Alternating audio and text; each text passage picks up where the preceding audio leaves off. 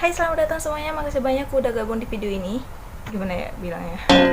Buat support kalian di video-video sebelumnya, makasih banyak juga. Gue jadi punya semangat buat cari materi lagi buat hibur kalian. Dan hari ini gue mau bawain tentang permainan-permainan yang katanya bisa memanggil. Gue sebenarnya takut sih bawainnya. Soalnya kemarin video yang terakhir itu video yang pacaran sama itu gue sebenarnya merinding. So iya banget gitu kan bawain materi ini. Tapi ya udahlah, udah gue cari materinya dan gue mau bacain ke kalian. Gue pengen tahu dong, kalian dulu pas kecil pernah gak sih mainan kayak gini tuh, jadi ala-ala sok berani gitu, mainan yang katanya manggil tapi bareng-bareng mainnya maunya gitu. Gue pernah sih dulu sekali mainnya di mana, di bawah pohon bambu ya. Tapi nggak nyampe sih ya, karena mainnya siang-siang, nggak mau malam-malam. Gue mau ceritain beberapa permainan-permainan ini. Tenang aja, gue udah saring permainan-permainannya, nggak terlalu seram. Jadi kalian bisa nonton malam atau siang boleh. Ya yang penting jangan dicoba aja kalau emang takut. Oke, sebelum gue lanjut videonya, boleh diklik tombol subscribe di bawah, jangan lupa. Supaya gue tahu kalian masih punya kuota buat nonton video gue yang lain. 1, 2, 3. Thank you.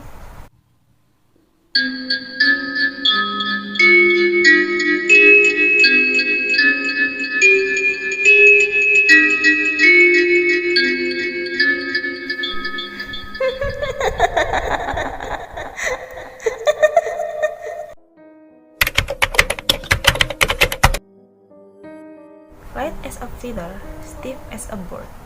Permainan ini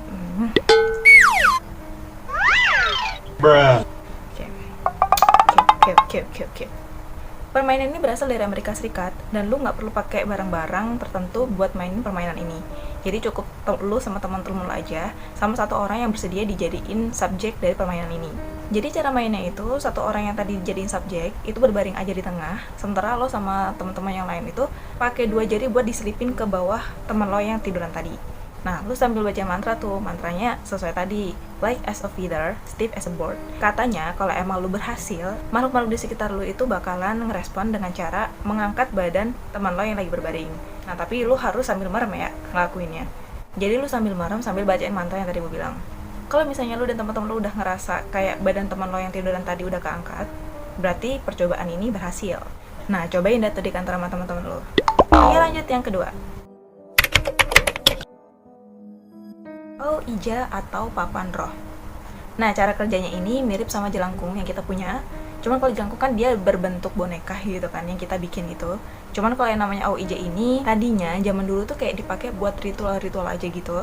Tapi sekarang tuh karena memang udah sering dimainin, jadinya lu bisa temuin di toko mainan. Papan au ija ini kurang lebih bentuknya kayak gini. Jadi papan ini identik dengan huruf abjad, angka 0 sampai 9, kata iya dan tidak, kata halo, dan juga kata selamat tinggal. Tapi ada beberapa yang gak ada kata halonya, tapi selamat tinggalnya ada. Nah, kayak yang bentuknya kecil ini disebut plansat. Jadi gunanya nanti tunjuk-nunjukin gitu kalau misalnya dia ada ngasih jawaban ke lo. Nah, cara mainnya itu kalian cuma butuh jari sama teman-teman kalian. Nah, nanti misalnya nih plansetnya nih. Jadi jari lo sama teman-teman lo taruh di planset itu, lo tempelin ke papannya. Nah, nanti lo bisa baca-bacain mantra sama teman-teman lo. Gue nggak mau ngasih tahu mantranya kayak gimana. Nah, kalau udah mantranya udah selesai, lo bisa nanya apapun ke roh yang mungkin bergabung di permainan lo itu. Nah, nanti kalau lo beruntung, itu planset bakal jalan-jalan ke papannya. Jadi misalnya lo tanya namanya siapa, what's your name gitu. Nanti dia bakal ngarahin ke nama gitu. Misalnya ke huruf N, U gitu. Jadi nanti lo bisa gabungin huruf-huruf yang udah dilingkarin sama si plansetnya itu. Nah, lo bisa ngerangkai kata-katanya dan lo ketemu sama jawabannya. Kalau misalnya dia udah pengen pergi gitu, katanya sih plansetnya itu bakal bergerak sendiri ke kata-kata yang selamat tinggal tadi atau goodbye. Gue nggak tahu sih di Indonesia dijual apa enggak. Kalau lo mau coba ya udah terserah. Nope. Three Kings Cross. Jadi permainan ini juga bisa memanggil hantu katanya. Caranya itu kalian sendiri aja, nggak perlu bareng-bareng. Jadi kalau misalnya di rumah lo ada bagian yang gelap nggak pernah kena cahaya sama sekali, lo bisa cobain. Caranya adalah lo masuk ke ruangan itu, bawa 3 kursi belajar. 3 ini nggak usah ikut. 3 kursi belajar, lo taruh aja di situ. Sambil lo taruh 2 kaca di antaranya. Jadi kan kursinya 3. Yang tengah ini dibiarin kosong. Yang 2 ini lo isi kaca yang gede. Jadi ditaruh di atasnya gitu kacanya. Nah, nanti tengah malam antara jam 12 atau jam 1, lo masuk lagi ke ruangan itu sambil bawa barang-barang di masa kecil lo. Jadi lu taruh aja di sekitarnya gitu, lu takin aja, tapi lu harus hafal lu tuh naruhnya di mana aja. Kalau udah lu taruh mainan-mainannya, lu kan udah hafal nih di mana aja tuh tempatnya. Nah, lu duduk di tengahnya tuh, di tengah kursi yang kosong tadi. Lu harus tetap diem di tempat sampai jam 3:33 pagi. Nah, kalau udah jam 3:33, lu ambil lilin, lu nyalain, dan lu berdiri tuh dari kursi. Coba deh, kalau emang berhasil cara ini, lu bakal ngelihat barang-barang yang udah lu taruh tadi berubah tempat. Sorry ya, gue tadi nggak ngomong kalau harus perlu lilin sama korek. Nah, setelah itu lu bisa lihat bayangan lu di cermin. Katanya kalau itu berhasil, lu bakal ngelihat sosok ada di cermin itu. Bukan sosok lu ya, tapi sosok yang lu panggil, yang pengen bergabung sama lo di permainan itu. Nah, permainan yang satu ini berasal dari Indonesia, yaitu dari Tanah Maluku. Namanya adalah bambu gila atau baramasewel. Baramasewel. Yang kayak gini nih. Nah, ini tuh permainan udah lama banget, bahkan diklaim sudah ada sebelum masuknya agama Islam dan Kristen di tanah tersebut. Jadi udah lama banget dong ya permainan ini. Nah, meskipun ini adalah permainan tradisional, tapi ini tuh nggak ada maksud apa-apa buat memainkan permainan ini. Dan yang satu ini nggak bakal bisa kalian cobain, karena permainan ini hanya bisa dimainkan dengan seorang pawang yang bisa melakukannya. Jadi mereka butuh bambu buat media untuk roh itu bakal masuk ke bambu itu. Dan nanti pelaku-pelakunya itu atau orang-orangnya megangin bambunya bareng-bareng dengan menggunakan atribut serba merah dan juga bertelanjang dada. Jadi udah pasti cowok yang bakal lakuin permainan ini. Nah, setelah dibaca-bacain mantra, konon bambunya itu bakalan bergerak sesuai dengan apa yang diminta pawangnya. Jadi mau kenceng, mau enggak, mau pelan, itu tuh tergantung dari pawangnya yang mengendalikan si roh itu. Bukan mengendalikan ya, tapi di sini ditulis sesuai dengan keinginan pawang. Berarti mengendalikan roh. Ya, pokoknya seperti itu. Permainan ini dikit-dikit kayak mirip kuda lumping ya, tapi bedanya kalau kuda lumping itu kan manusianya dirasukin rohnya gitu, terus dia makan-makanin beling gitu kan, tapi nggak kerasa sakit. Nah, kalau ini yang dimasukin adalah bambunya, dan bisa aja kan kayak pemain-pemainnya itu emang udah berencana sebelumnya buat ngegerakin si bambunya itu. Tapi itu tadi namanya juga permainan tradisional, kita bisa percaya bisa enggak. Gue lebih setuju lebih ke melestarikannya aja. Selain dengan pawangnya, permainan ini juga hanya bisa dilakukan dengan orang-orang yang terpilih, dan juga bambu yang digunakan itu bukan bambu yang sembarangan. Jadi ada sendiri gitu bambunya. Charlie. Nah, permainan ini juga dari Amerika. Cara kerjanya hampir sama Ouija yang tadi. Bedanya ini lo nggak perlu pakai jari. Lo cuma butuh kertas sama pensil yang bentuknya kayak gini. Jadi pensilnya ada dua, yang nantinya ditumpuk seperti sepasang seperti salib, dan kertas yang bertuliskan yes dan no yang terbagi dalam 4 bidang. Nah, cara mainnya, nanti lu baca mantra-mantra khusus gitu, nggak dijelasin di sini mantra kayak gimana, dan kalaupun ada juga gue nggak mau ngasih tahu. Dan katanya kalau permainan berhasil, itu roh-roh di sekitar lu bakalan ngerespon dengan cara ngegerakin pensil yang ada di atas tadi. Jadi lu bisa tanya pertanyaan yang hanya bisa dijawab dengan kata yes dan no. Jadi nggak kayak si Ouija tadi yang melingkar-lingkarin huruf atau melingkar-lingkarin angka, tapi ini pertanyaan-pertanyaan yang khusus dijawab pakai yes or no. Contoh, apakah kamu perempuan? Apakah kamu berasal dari sini? Apakah kamu sedang jatuh cinta? Apakah kamu sudah move on? Dan lain sebagainya. Lu bisa kepoin deh tuh setan. Nah, kalau lu udah menyudahi permainannya, jangan lupa mengucapkan selamat tinggal atau mantra-mantra yang dipercayai untuk mengucapkan selamat tinggal. Kalau enggak, ya mungkin dia bakal ada di pensil itu selamanya. Gak tahu sampai dia betah aja gitu. Bloody Mary. Nah, yang ini serem guys. Nah, permainan ini tuh meskipun hanya mitos, tapi kalau misalnya lu takut gak usah dicoba deh mending. Karena di Amerika sendiri banyak yang bilang mendingan gak usah coba-coba kalau emang lu gak begitu berani. Nah, asal mulanya si Bloody Mary ini katanya sih adalah seorang perempuan yang meninggal dan rohnya itu terjebak di sebuah cermin, jadi dia nggak bisa keluar. Nah, cara mainnya itu ada di kamar mandi. Lo harus ke kamar mandi tanpa ada penerangan, bawa cermin, terus lo panggil namanya 3 kali. Katanya kalau emang berhasil, lo bakal ngeliat bayangan di cermin itu, yang katanya si Bloody Mary ini berusaha keluar dari cermin itu.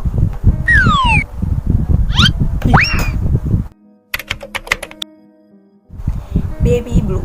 Nah, si Baby Blue ini kurang lebih sama kayak Bloody Mary, cuman tokohnya itu namanya Baby Blue. Caranya sama, jadi di kamar mandi yang ada kacanya itu, kalian ucapin mantra-mantra gitu. Sebanyak 13 kali kalian ucapin, sambil mengulurkan tangan lu ke depan cermin, kayak gini. Dan nantinya kalau tangan lu udah kerasa berat, itu artinya namanya si Baby Blue ini udah menitipkan anak ke lu. Kalau udah kerasa kayak gitu, buruan deh tuh lu lempar aja gitu langsung ke toilet, terus siram sebanyak mungkin. Kalau itu nggak lu lakuin, bayangan si nyokapnya si baby blue ini bakalan ada terus di cermin buat minta balikin bayinya. Kenapa asal kujulkan bayi lo, ntar? Gak usah coba. Closet game atau permainan lemari. Meskipun kedengaran biasa-biasa aja, tapi orang-orang yang pernah melakukannya itu mengklaim bahwa permainan ini lebih mencengkam dibanding Bloody Mary dan juga Baby Blue. Padahal dua itu aja tuh gue udah merinding tadi gara-gara ada kaca.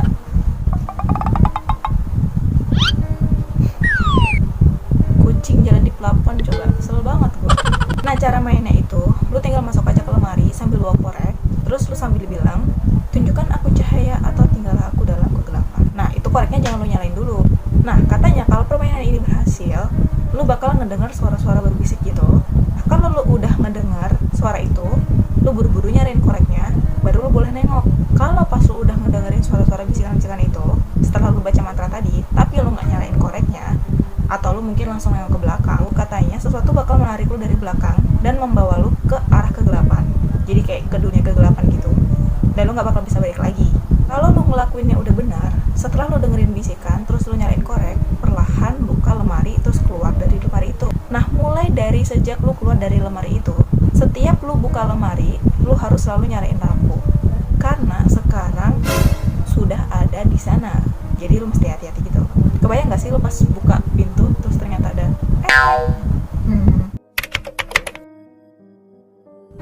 Yang terakhir adalah elevator.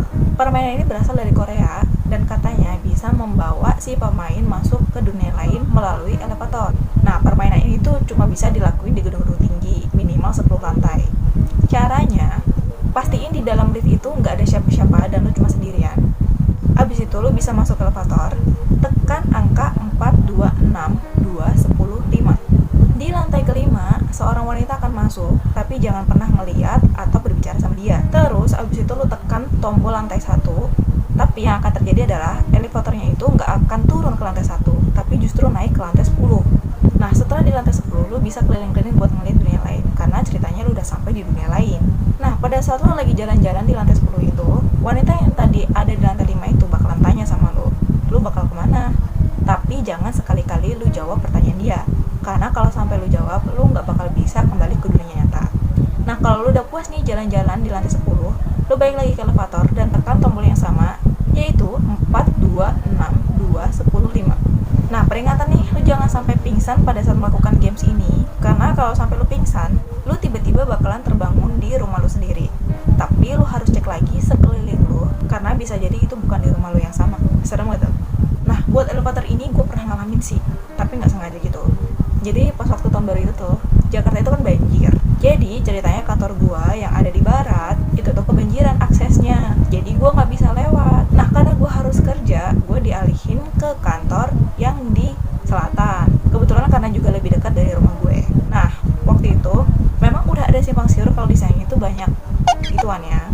Tapi karena memang gue baru pertama kali ke sana, jadi gue nggak menyaksikan apapun atau nggak ngerasain apa-apa. Ceritanya itu, jadi gue waktu itu kan dinasnya di lantai 30-an up lah. Gue lupa lantai berapa, tapi di atas lantai 30. Nah, kalau gue kerja itu, hal yang pertama harus gue lakuin itu adalah buka email. Dan kalau gue buka email itu harus ada verifikasi dari handphone gue lewat SMS. Nah, kebetulan di gedung itu gue nggak dapet sinyal di lantai itu. Nah, berarti gue mesti turun dong buat nyari sinyal. Turunlah tuh buat nyari sinyal. Lu bayangin dari lantai 30 up itu turun ke bawah sendirian, kayak lama banget gitu. Gue jadi ingat cerita-cerita yang beredar di sana gitu, padahal gue nggak ngerasain apa-apa.